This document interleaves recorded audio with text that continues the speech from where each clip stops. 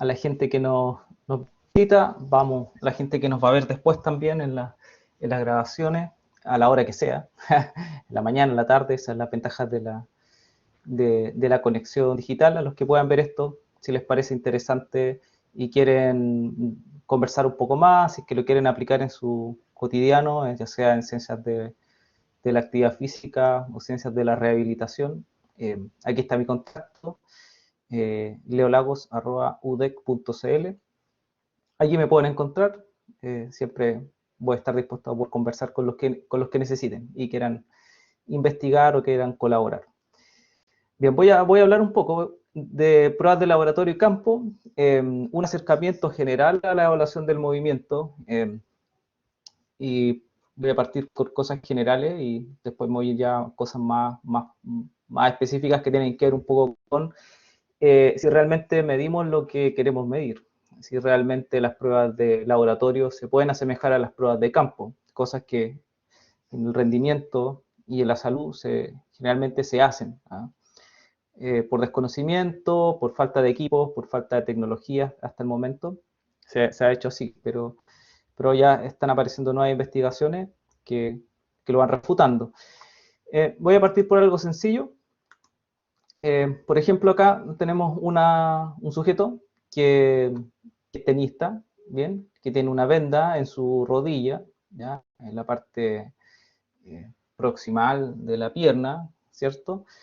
Y acá van a haber diferentes interpretaciones al respecto. Cada uno o cada ciencia o cada profesional va a tener una interpretación. De hecho, cuando le pregunto a estudiantes de kines o a colegas qué es lo que tiene esta persona, muchos dicen puede ser una meniscopatía, puede ser una lesión tendinosa, puede ser una lesión, eh, perdón, me ha pasado la diapo. Ahí sí. Puede ser una meniscopatía, puede ser una lesión tendinosa, puede ser una lesión de la rodilla, cualquier cosa. Pero en general esto va a generar diferentes interpretaciones, ya tanto del deportista, cómo se siente, ¿cierto? Y cuánto le aporta desde lo del rendimiento, ¿cierto? Al DT, al director técnico, también le puede aportar algunas seguridades o inseguridades que su deportista tenga esto. El preparador físico también va a decir lo suyo y el equipo de salud, claro. Pero todo está sujeto a interpretación si es que no tenemos datos, que es algo interesante de esto.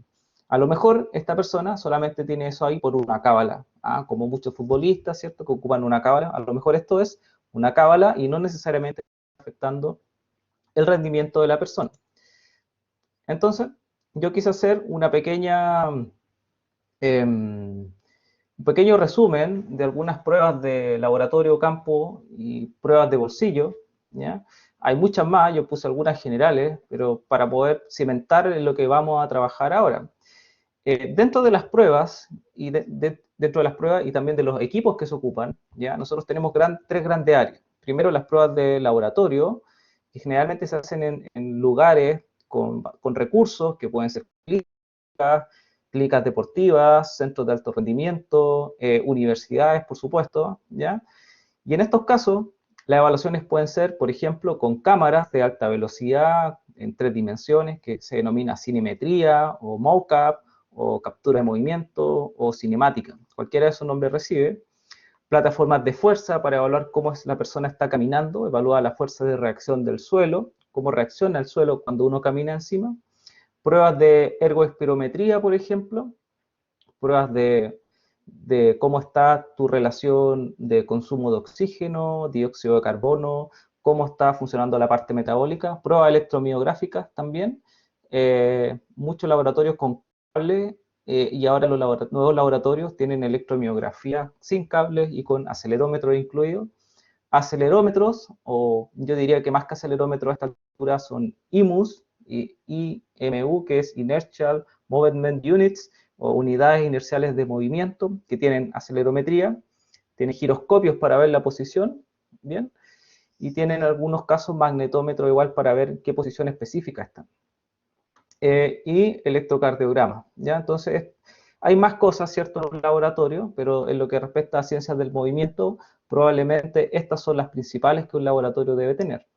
Luego tenemos evaluaciones de campo. En las evaluaciones de campo igual tenemos hartas cosas, pero de manera general, plataformas de salto que evalúan el salto de una persona, ¿cierto? Hace una relación entre el tiempo que la persona tiene y con eso aplican una ecuación matemática y calculan la altura, ¿ya? Y si yo calculo la altura y tengo el peso, puedo calcular la potencia. Y si tengo la potencia, puedo calcular los vatios y diferentes cosas, como la fatiga de un sujeto, ¿ya? Tenemos las placas de velocidad, que son estas placas que se colocan, que pueden ser infrarrojas o pueden tener otros sistemas para medir la velocidad entre un punto y otro. Hasta hace un tiempo con cable, ahora la mayoría son inalámbricas. Tenemos sistemas de encoders. Los encoders miden, son dispositivos relativamente pequeños que tienen generalmente una línea de acero muy delgadita, que como tenemos nosotros la distancia que recorre esta línea y tenemos el tiempo, somos capaces de calcular, por ejemplo, la potencia que genera una persona o la fuerza y la velocidad la podemos calcular. Todo tipo de dispositivos wearables, que son dispositivos pequeñitos, son cajitas generalmente, que nos permiten medir diferentes cosas que se pueden colocar en la frente, en los brazos, en las piernas, para medir ángulos articulares, velocidades, aceleración, impacto y otros. ¿Bien? Tenemos también equipos como los que vimos en el laboratorio, pero también los tenemos en campo, como ergospirómetros portátiles, electromiografías portátiles, acelerómetros portátiles, ¿ya? También ya existen, evidentemente en este momento son más caros que los de laboratorio actualmente, porque significa llevar un equipo más pequeño al campo. Entonces, esa transformación tecnológica por el momento sigue siendo cara. Tenemos las típicas bandas de frecuencia cardíaca, ¿ya?, que van acá en el tórax y que han ido mutando hacia dispositivos por pletismografía que van en las manos, ¿ya? Otros que pueden ir en los dedos incluso o en otras partes. El oxígeno, pruebas de oxígeno muscular, que también son dispositivos pequeños que van colocados en el músculo y podemos ver el oxígeno que tiene el músculo. Bueno, los GPS y los drones, que también son pruebas de campo. Los GPS nos permiten evaluar la velocidad, la distancia, la aceleración, la distancia recorrida en un sujeto, y los drones nos permiten evaluar la posición que tienen los jugadores, deportistas dentro de un campo y cómo se van moviendo respecto de sus contrincantes, por ejemplo. Bien. Por último, un concepto que a lo mejor se pueden llevar para la casa hoy día es pruebas de bolsillo o laboratorios de bolsillo, que tienen que ver con las aplicaciones, bien, principalmente aplicaciones de teléfonos móviles que actualmente pueden evaluar salto, velocidad, fuerza, variabilidad de la frecuencia cardíaca, en algunos casos saturación de oxígeno, en algunos casos presión arterial solo con el teléfono, variables cinemáticas en carrera y variables cinéticas mediante algunas transformaciones. Entonces, estos laboratorios de bolsillo, que son en el fondo los teléfonos más una aplicación, están haciendo mucho más fácil el uso de la tecnología en el deporte y en las ciencias de la rehabilitación. ¿Ya? La pregunta que nos tenemos que hacer entonces es si realmente esto mide lo que tiene que medir, ¿ya? Si realmente esto es lo que nosotros nos dice que mide, ¿ya? O sea, un acelerómetro realmente mide la velocidad que dice que mide en el laboratorio y en el campo, en qué condiciones fue testeado, en qué deportista fue testeado, en plano, en pendiente, en altura, sobre el nivel del mar, bajo nivel del mar, etcétera, ¿ya?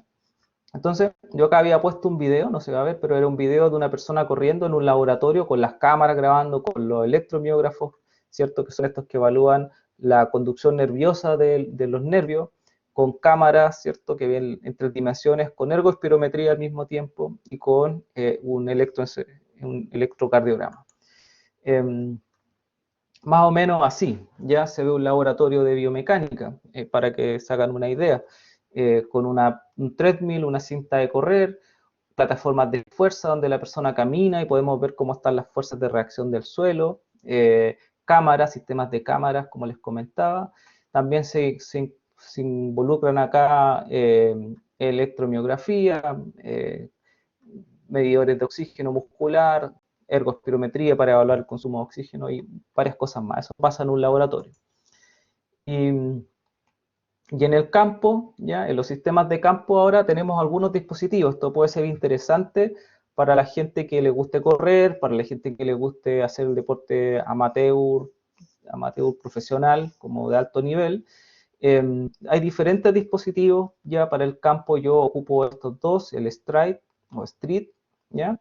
Y el RunScribe o RunScribe, estos dos que están aquí, ese y este que está acá. Son dispositivos pequeñitos, ya que son denominados también los wearables.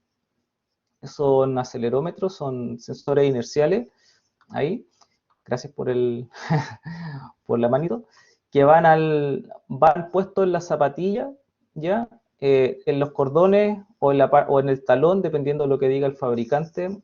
Estos dispositivos han tenido mayor o menor investigación científica. RunScribe, nosotros, bueno, tenemos 2 artículos y un par de presentaciones en algunos congresos internacionales acerca de la fiabilidad que tienen, acerca de lo bueno que son para medir, por ejemplo, a bajas velocidades de carrera y mucho mejor a a mayores velocidades de carrera. Es un dispositivo sencillo, que es barato y que en el fondo es fácil de interpretar para la gente que maneja un poco de biomecánica. Si es que uno no tiene tantos conceptos de biomecánica, se puede perder. Pero para los que se manejan o que les gusta la actividad física, esto va a ser muy interesante porque tiene más de 30 variables. Dentro de esto también están involucrando ahora la relación que existe entre la aceleración del pie y el consumo de oxígeno.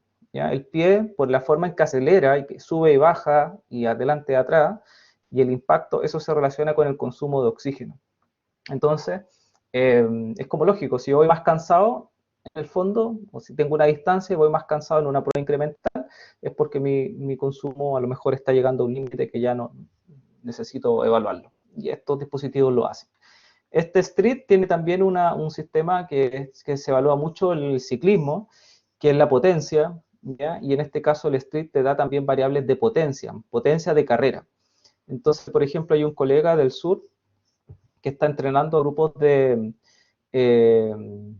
de ultramaratón y de maratón, y ellos están trabajando con variables de potencia, más que con otras variables que podrían ser la distancia, el tiempo u otros. ¿Ya? Entonces, en el campo o en la distancia, con estos tipos de equipos, nosotros ya empezamos a preguntarnos si realmente los datos que tenemos son fidedignos, son adecuados para los análisis, ¿ya? Y si es que son adecuados para los análisis, ¿cuáles fueron las operaciones matemáticas que llevaron a estos equipos a tener ciertos resultados? Eso es lo que uno debería pensar, ¿ya? Como profesional. ¿Esta cosa está bien o está mal? ¿Me sirve o no me sirve? ¿Ya? Las que yo les presento acá, sí, pues están validadas en persona, en varias condiciones. Por lo tanto, les presento cosas que tienen un montón de artículos científicos y que son baratos. Y cuando digo barato, este dispositivo debe costar promedio 300.000 pesos, que para la gente que hace biomecánica es barato. El Street debe estar costando 200.000 pesos o menos, 150, depende de donde lo compremos. Y bueno, los típicos relojes Garmin o Polar, esos son un poco más caros, pero también tienen cosas importantes que pueden evaluar. Aquí estoy evaluando yo una ergospirometría portátil con un K5, un Cosmet K5 que va puesto en la espalda de la persona y en una pista, y ese, gracias. Y eso permite evaluar el consumo de oxígeno. Este es un equipo top de línea, o sea, si este costaba 300 lucas, este equipo que está acá vale 40 y 50 millones, ¿ya? O sea, eso es lo que vale eso que va ahí en la espalda, ya, para que se hagan una idea. Es porque es altamente fiable, ¿bien? Entonces, tenemos más equipos, ¿ya? Yo no quise poner la marca acá, pero para las ciencias de la actividad física y para las ciencias de la rehabilitación, se cuentan con equipos de campo, ¿ya? No de laboratorio, sino de campo o de centro kinésico, podríamos decir, en la cual hay sensores de fuerza para hacer evaluaciones de fuerza, que pueden ser en un gimnasio, eh, acelerómetros para medir, IMUs para medir el rango articular, la velocidad, la aceleración, los sensores de grip que están acá en la parte superior, así pongo la manito yo, aquí los sensores de grip para evaluar la presión ya de la mano, que es importante en muchos casos, sobre todo en adultos mayores.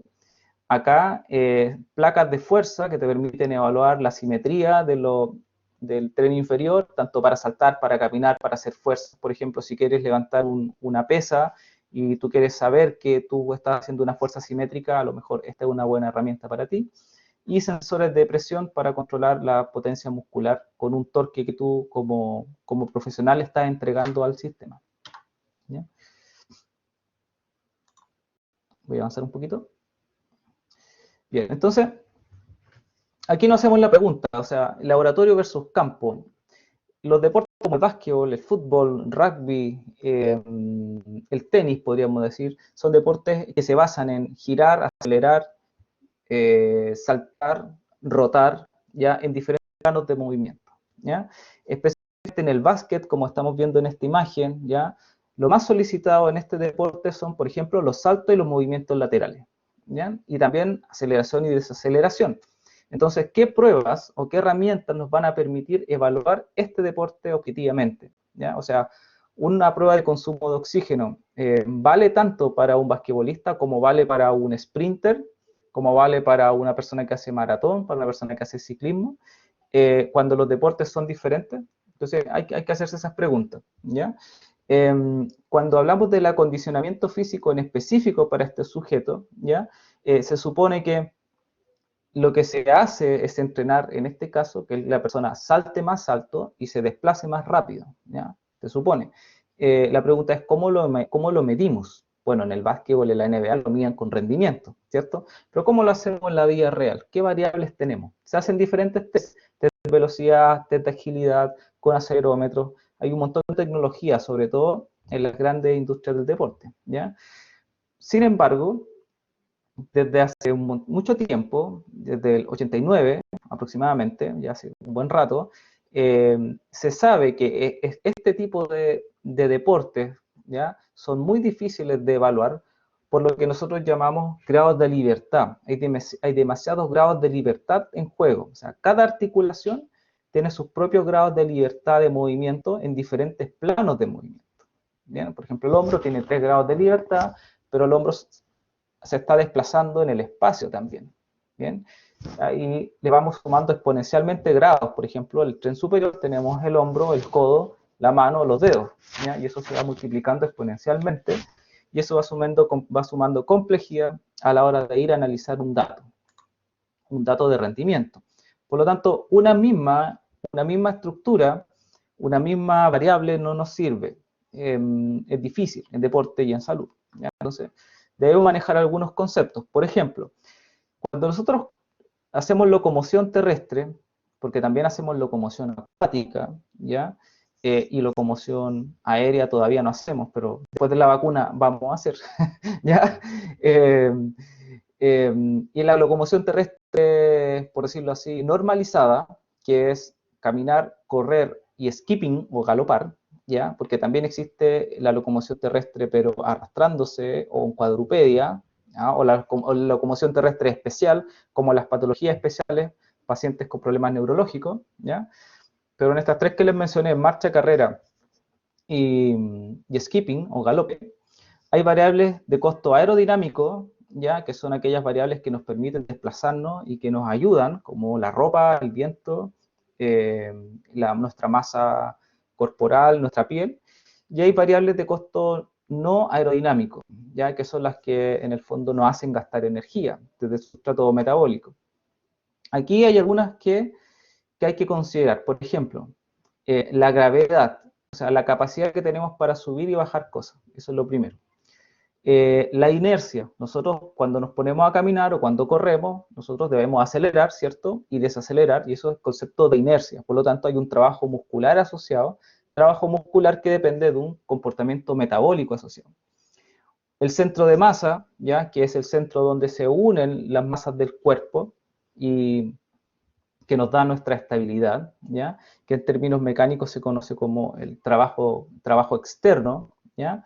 El centro de masa nos permite desplazarnos y no caernos. Entonces, el centro de masa que está cerca de nuestro ombligo, cuando nosotros estamos caminando normalmente, se mueve así, oscilando, ¿cierto? Y cuando nosotros estamos haciendo deporte, sube, baja, va hacia adelante, viene hacia atrás, ¿cierto? Y todo ese desplazamiento del centro de masa, de este puntito de nuestro cuerpo, lo desplazan nuestras extremidades y tienen que hacer una gran cantidad de fuerza, ¿ya? La fricción con la que combatimos, por ejemplo, los que hacen carrera, tienen que combatir contra la fricción del suelo, del ripio, del cemento, de las pistas, de los que hacen básquetbol, ¿cierto? Las canchas de madera. Luego tenemos el trabajo interno, que está dado por las extremidades, o sea, cómo se relacionan nuestras extremidades con nuestro centro de gravedad, ¿cierto? Porque nuestros brazos se mueven con respecto a nuestro centro de gravedad. Por ejemplo, ayer yo estoy que hago videos acerca del VAR, analizando neurofisiológicamente las cosas que no deberían ser penal, ¿ya? Y voy a explicar por qué. Ayer Maripán, bueno, ayer para los que lo vean, hoy día estamos a 9, ayer jugó Chile con Bolivia.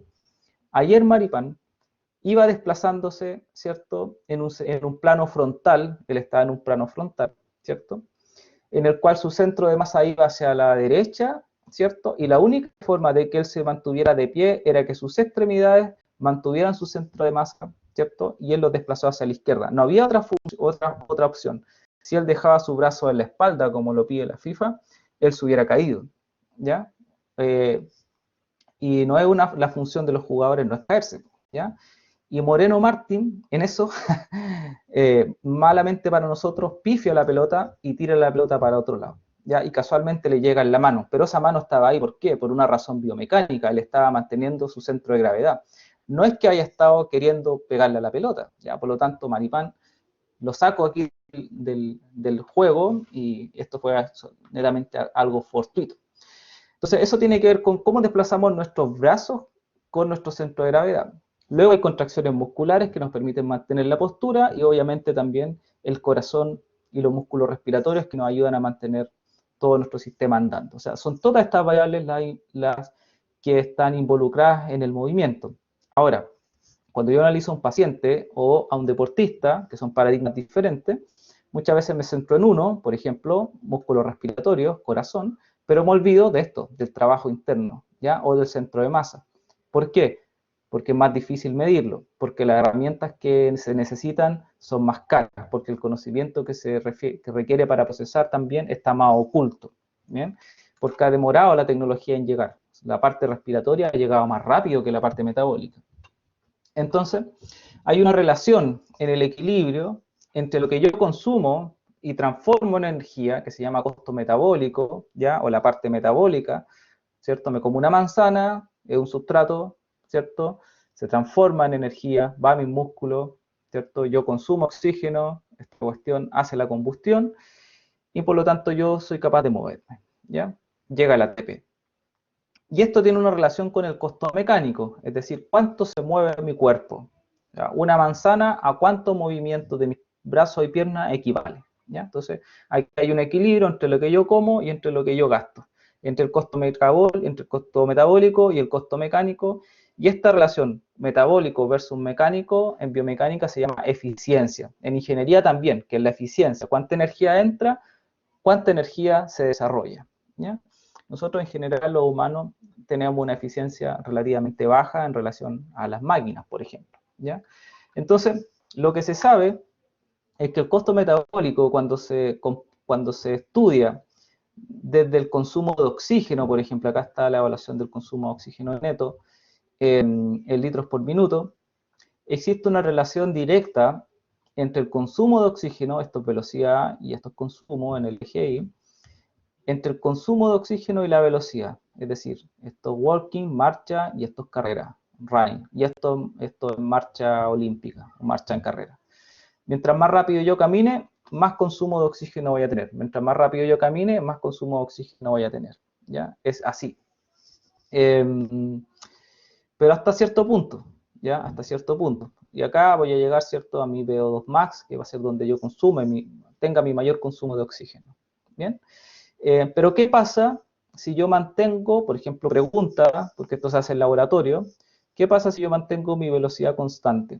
¿Qué pasa? ¿Se va a mantener entonces este consumo de oxígeno constante? Bueno, ahí hay un estadio estable, ¿no? Un máximo estadio estable del consumo de oxígeno que va a depender de la capacidad de resistencia que tenga la persona y de la capacidad de los sustratos metabólicos que tenga.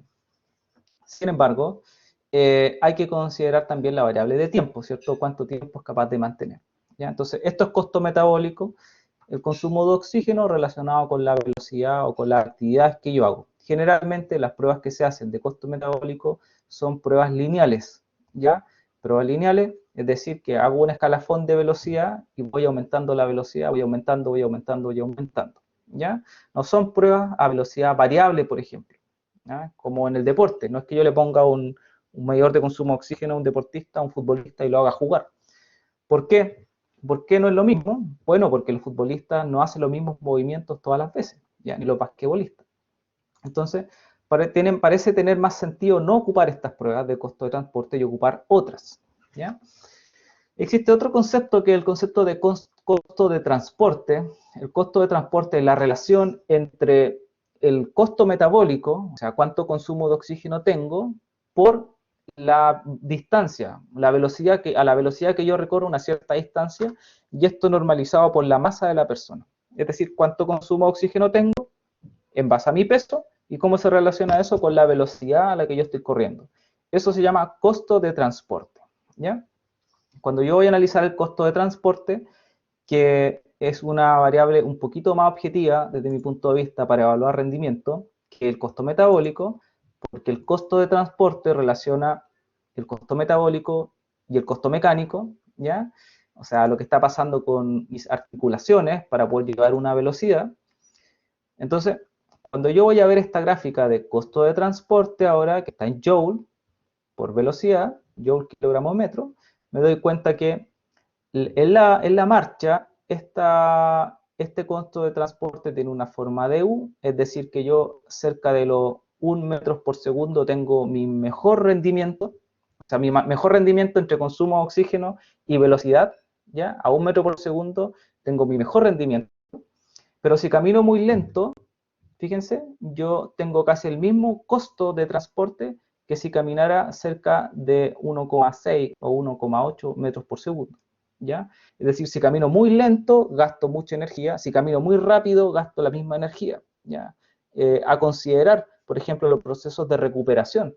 Cuando tengo a alguien recuperándose en un proceso, en un entrenamiento o después de una actividad deportiva, cuando le digo, camina rápido, o camina más lento, camina bien lento, ¿no? Tiene que caminar para recuperarse, ¿cierto?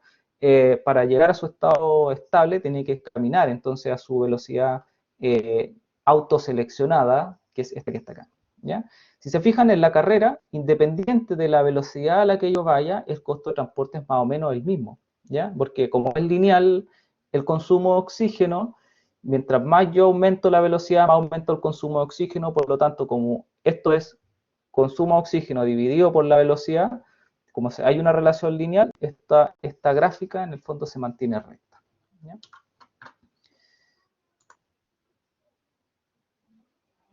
Entonces, hay problemas con la medición lineal, ¿ya? Hay problemas. Hay algunos problemas que tienen que ver con que no siempre se ajustan a lo que yo quiero medir, ¿ya? Y no se ajustan, ¿por qué? Porque cuando uno corre o hace una actividad deportiva, no plana, no como el ciclismo, por ejemplo, o no como el running, así a una cadencia definida, pasa que la persona está acelerando y desacelerando constantemente, o sea, está rompiendo la inercia para acelerar y para frenar, ¿ya? Esto hace que la persona gaste más energía, ¿ya? O sea, acelerar y desacelerar te hace gastar más energía que correr a velocidad constante, ¿ya? Cuando las velocidades son relativamente bajas, ¿ya? Cuando las velocidades son relativamente altas, lo que pasa, por ejemplo, si yo hago correr a un sujeto en lo que se denomina shuttle run o carreras de ida y vuelta, si yo pongo un cono aquí y un cono acá en la parte B, y yo lo hago correr de A a B y le digo, corre ida y vuelta, ida y vuelta, ida y vuelta, y luego ir y volver, ir y volver, ir y volver, ¿ya?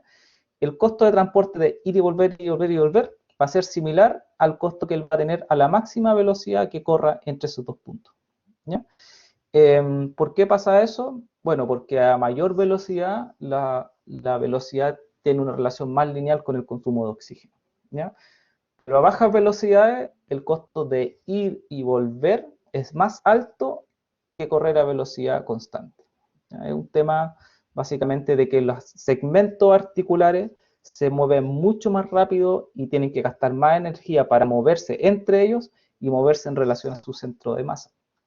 Entonces, esto nos presenta cuestionamientos, ¿saben? Porque resulta que el consumo de oxígeno para la misma prueba va a ser el mismo, pero el costo de transporte va a ser diferente, ¿ya? Y de hecho, y también el trabajo mecánico va a ser diferente, ¿ya?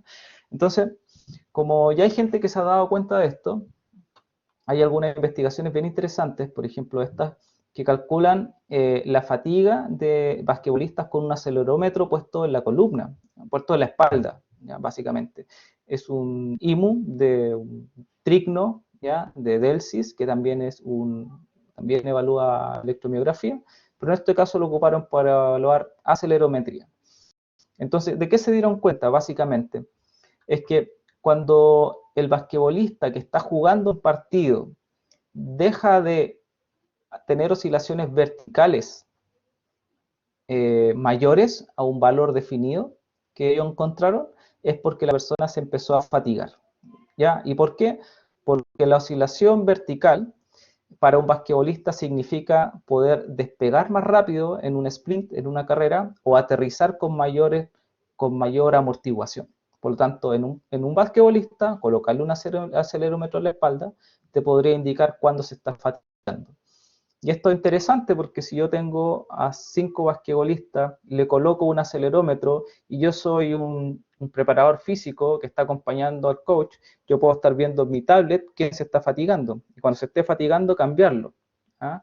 Me voy a estar dando cuenta con eso, con la acelerometría. También puede ser con una banda viendo la variabilidad de la frecuencia cardíaca, pero ese es otro cuento, ¿ya? Los giros se han estado investigando bastante desde un tiempo a esta parte. Cuando yo giro, ¿cómo evalúo el giro de un deportista? En el básquetbol también se ha evaluado harto, se ha investigado bastante. Y básicamente lo que se ha entendido cuando comparo hombres con mujeres es que en general las mujeres tienen mayores fuerzas para frenar y mayores fuerzas para propulsar en relación a los hombres, en porcentaje, ¿ya? Y esto parece ser porque las mujeres son menos toscas o tienen un mejor control neuromuscular que los hombres, ¿ya? Por eso dinámicamente o aerodinámicamente funcionan mejor. Ahora, que la estructura corporal de los hombres sea diferente que de las mujeres, sea otra cosa. Pero si vamos a la técnica del básquetbol, cómo están ocupando eficientemente su musculatura, las mujeres les ganan a los hombres en ese sentido, ¿ya? En este no es el único artículo que hay respecto de eso. También, ¿qué pasa con las musculaturas?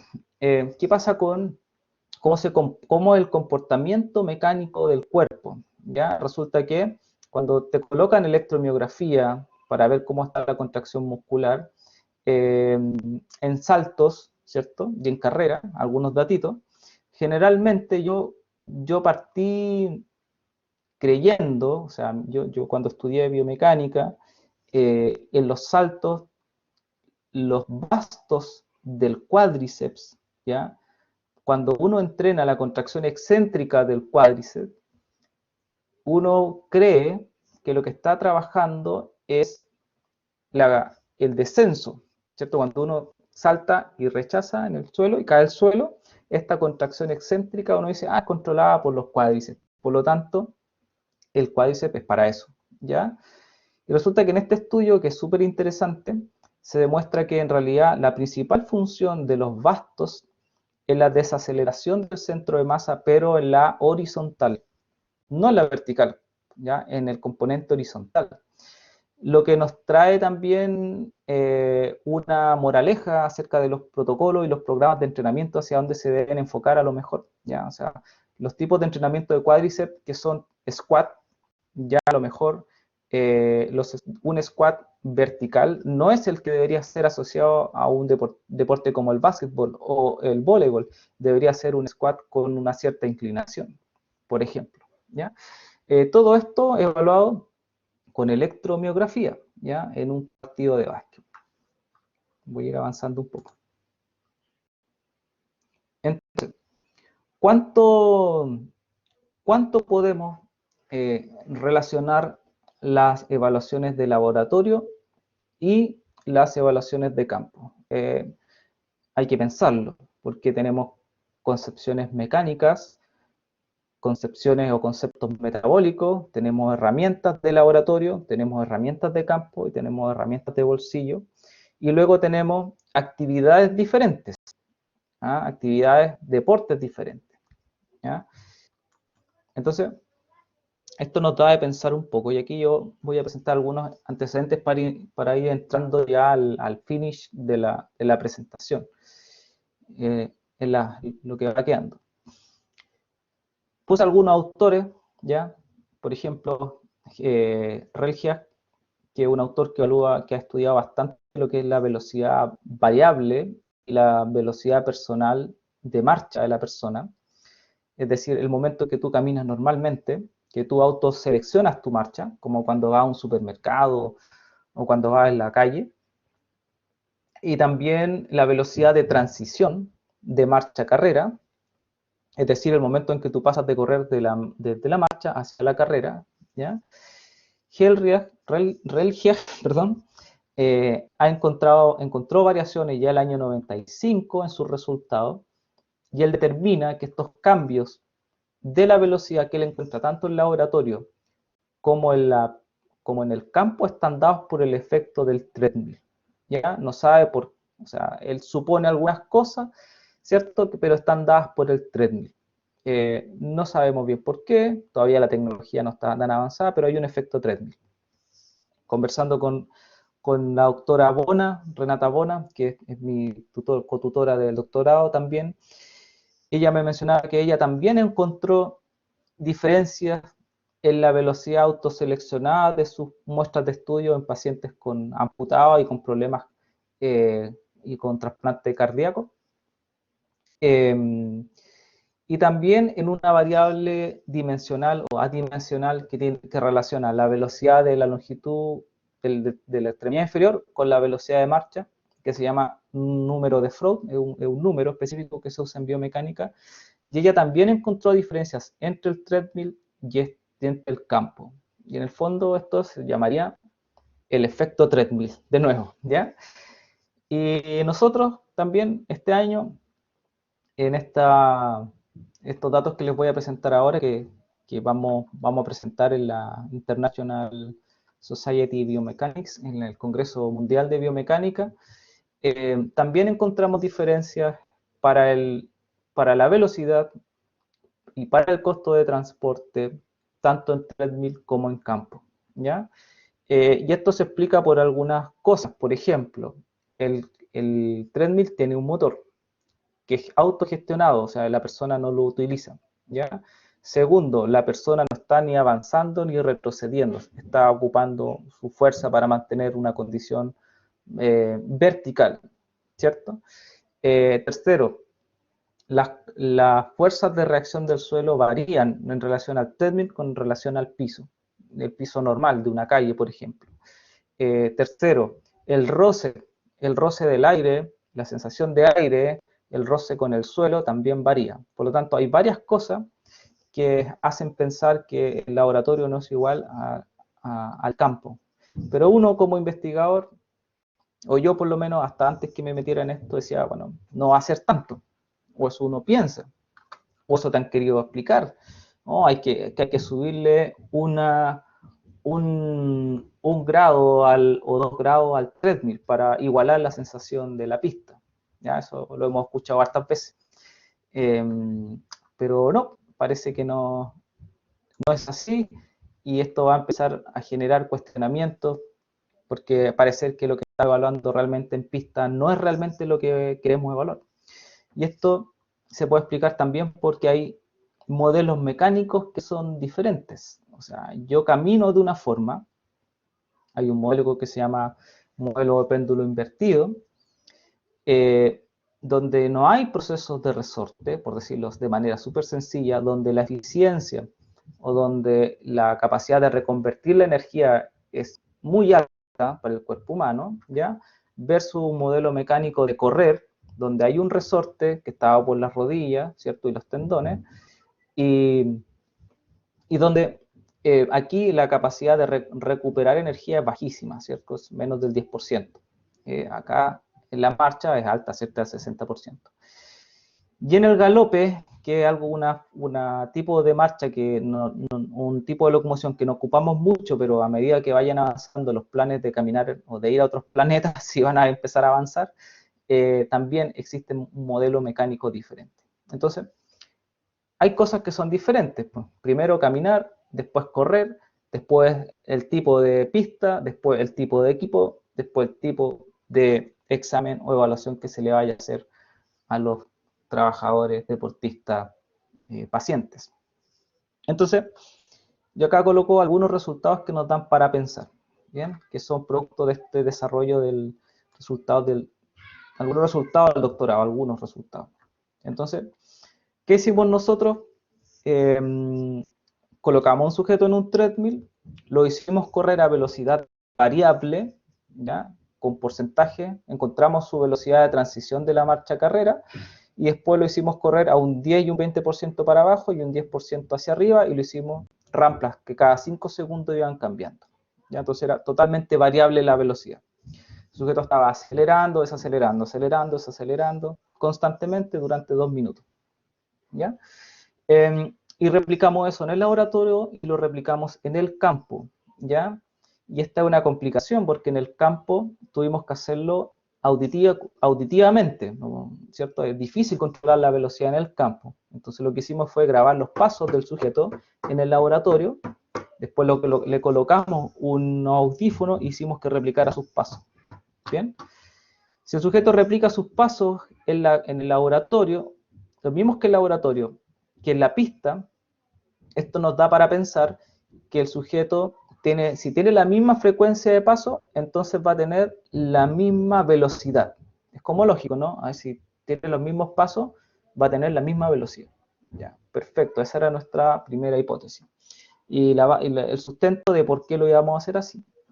Pero, cuando fuimos a estudiar el costo de transporte, acá estamos, y lo relacionamos con la velocidad, bueno, el sujeto que estaba en el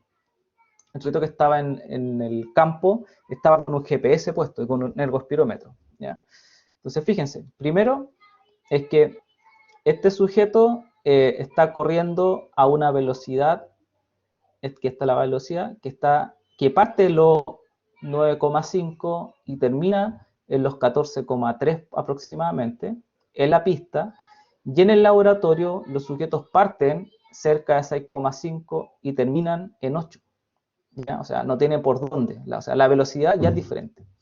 Como la velocidad es diferente en el laboratorio y en la pista, para el mismo consumo de oxígeno, o muy similar consumo de oxígeno tomado en el laboratorio y en la pista, pero como la velocidad en la pista es mayor, ¿ya? Como la velocidad de la pista es mayor, el costo de transporte fue menor, ¿ya? Para estos sujetos en el laboratorio.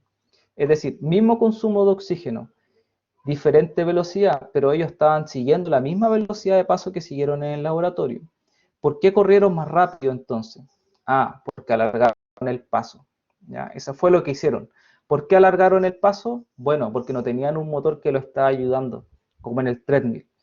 Por lo tanto, las pruebas de laboratorio y campo, en este sentido, velocidad variable, en estas condiciones, hay que estudiarla, ¿ya? Hay que estudiarla. Y yo me hago la pregunta entonces, ¿qué pasa con todo el resto de las evaluaciones de laboratorio y campo que se siguen haciendo?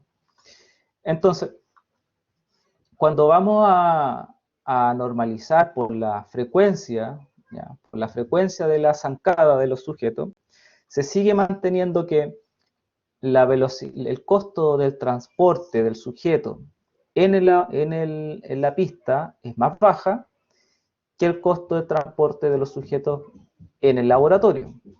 Bien, ese naranjo que está ahí, que ven ahí, y ese naranjo que ustedes ven acá, es el costo de transporte que la persona tendría en la pista si asumiéramos que la velocidad de la pista es la misma que la velocidad del laboratorio.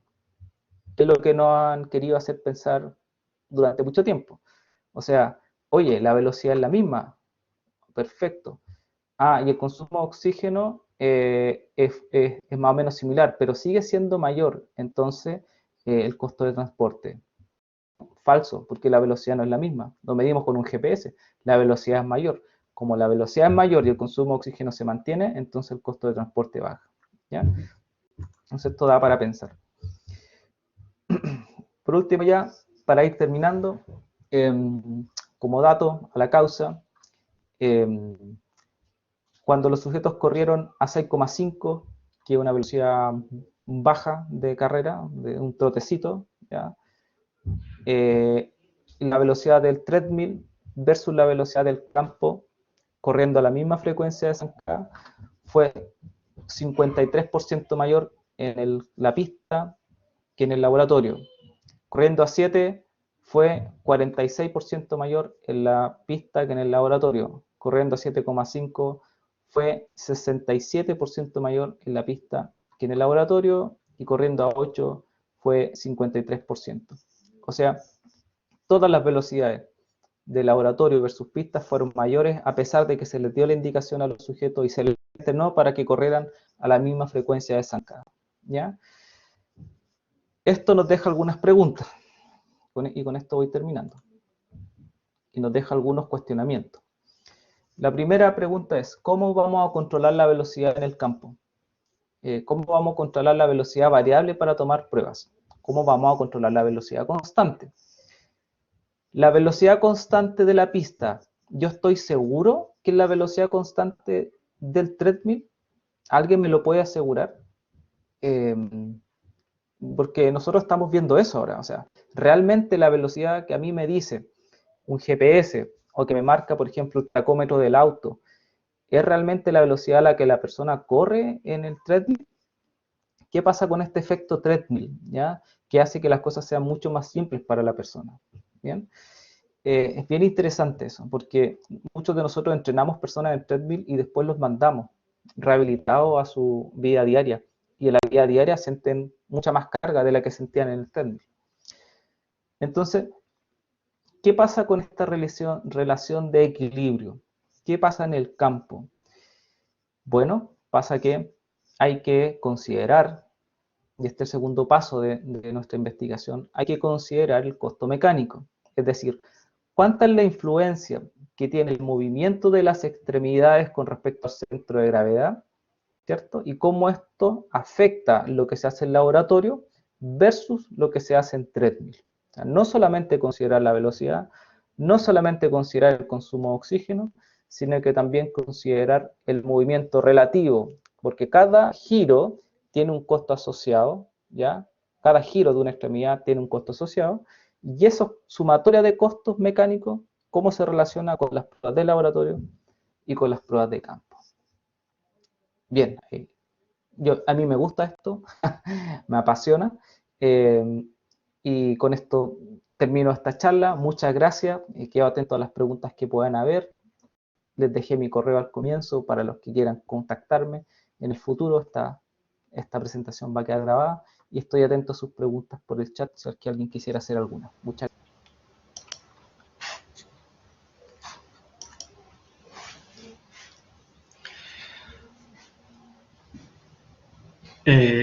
Bien, muchas gracias, Leonardo, por tu presentación. Sí, vamos a, como bien dice, a cederle la palabra a nuestra audiencia.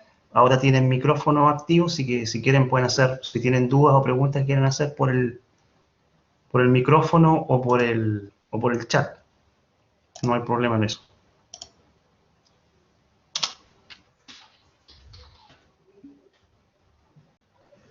Bueno, por mientras se animan a preguntar, comentar que Alberto Minetti en Italia, en el San Siro, en el estadio donde juega el Inter, bueno, y el Milan, ambos, ellos trataron de hacer hicieron una investigación con un láser, haciendo seguir a las personas a un láser, y calcularon entonces la velocidad radial, cómo se relacionaba la velocidad radial con la velocidad lineal a la que la persona corre.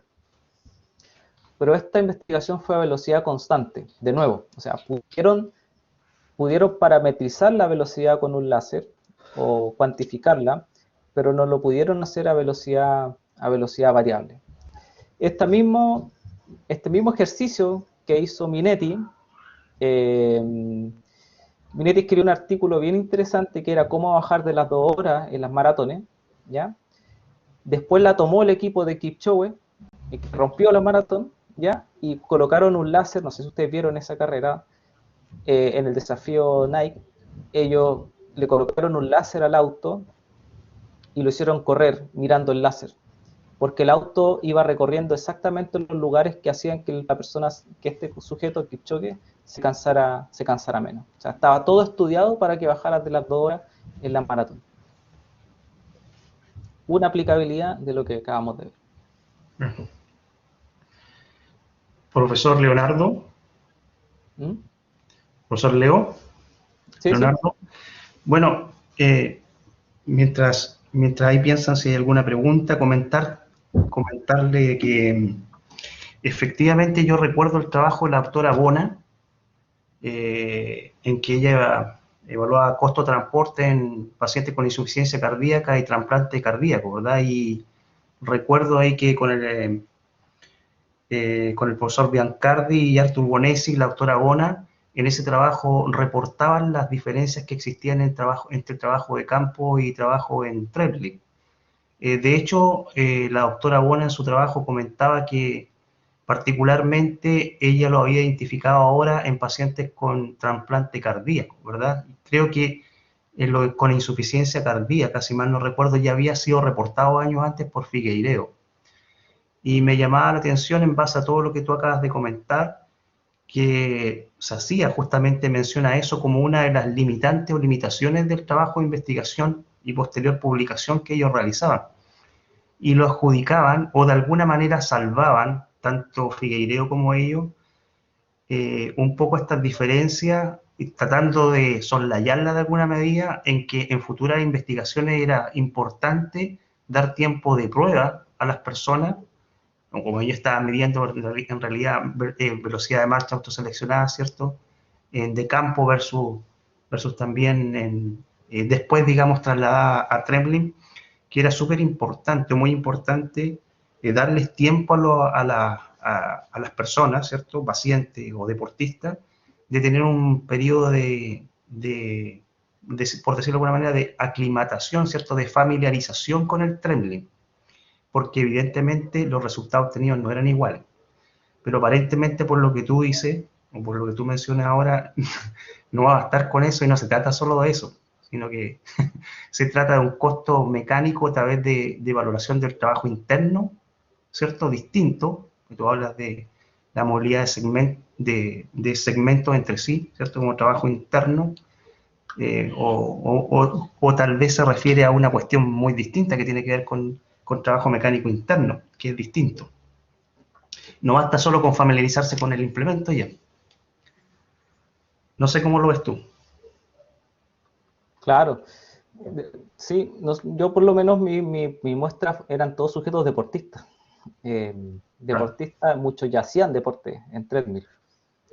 Entonces, el sesgo de familiarización estaría un poco objetado en este claro, sentido. Eh, claro. sí, bueno, las primeras investigaciones que se hicieron en treadmill con costo de transporte se hacían en estos treadmill que eran no tenía motor, la persona lo hacía correr. Ay, A lo mejor haya que volver a eso. En esta prueba de velocidad variable, pienso, no sé, claro, es un desafío, yo lo he pensado harto cómo hacer para normalizar la velocidad, para parametrizar la velocidad, pero, pero es un desafío tecnológico también lo que conlleva al respecto. claro, claro que sí. Bien. No sé si hay preguntas de nuestro auditorio o nuestra audiencia.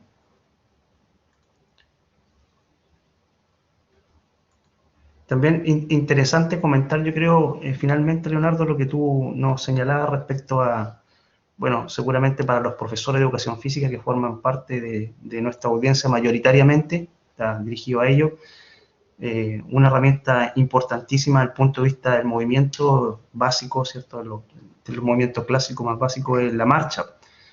y utilizamos la marcha también como un método en muchas ocasiones de mejorar la aptitud física, ¿cierto? Es de bajo costo y además simple, fácil de entender y además de Claro. ejecutar para las personas que no están, que están iniciadas en el ejercicio físico.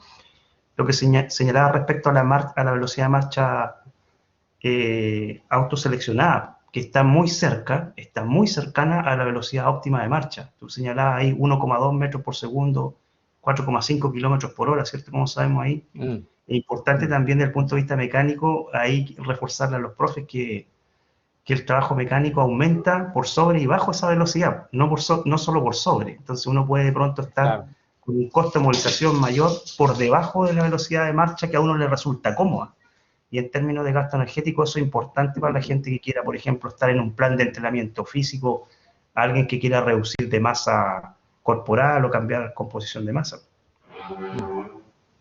Totalmente, ¿no? Y esto se vuelve más crítico llevándolo al punto de la salud, por ejemplo, en los pacientes críticos. Se Claro. vuelve más crítico en los pacientes críticos porque, bueno, yo no trabajo en esa área, pero muchas veces se le hace caminar lento, o más lento de lo que se recomienda, Claro. ¿cierto? Porque el costo metabólico es menor, pero el costo de transporte está siendo mayor. Entonces, en el fondo, se le desconchinflan, se le puede desconchinflar un paciente y es por eso, en el fondo. ¿Ya? Claro. Bueno, es todo un mundo eso también. Bueno. Exactamente. Bueno, aparentemente no tenemos más preguntas, interrogantes. Sí, comentar que nuestra charla, nuestra presentación queda grabada para si alguien en algún minuto necesitara acceder a ella para revisar contenidos, queda grabada. Bien, agradecer nuevamente y agradeciendo nuevamente a nuestro distinguido invitado y a nuestra concurrencia, a todos los asistentes que nos han acompañado en el día de hoy. Nos vamos ya despidiendo y damos por finalizada esta nueva jornada. Los invitamos siempre cordialmente a las actividades que organiza nuestra escuela y nuestra carrera. Agradecido, Leonardo, no sé si te quieres despedir para ya cerrar esta presentación. Sí, un gusto, saludo a todos los que estuvieron acá. De nuevo, si quieren conversar, tienen alguna duda, quieren formar lazos de trabajo, siempre estamos disponibles. Gracias por la invitación también a la Universidad de San Sebastián, a la Escuela de Educación Física, que también están haciendo su aporte ahí en la parte de calidad educativa y en lo que es investigación. Así que muchas gracias. Muy bien, muchas gracias a todos y nos encontramos en una nueva jornada.